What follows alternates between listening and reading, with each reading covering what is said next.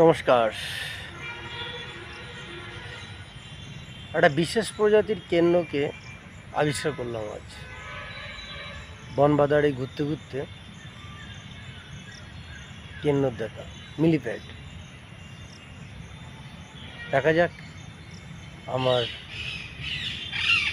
চোখে দেখা সেই কন্যার সাক্ষী আপনারাও। দেখুন, প্রায় 5 থেকে 6 ইঞ্চি লম্বা কেন্ন। এই প্রথম দেখলাম, আর ক্যামেরা বন্দি না করে পারলাম না। এই যে, এই যে, এই যে,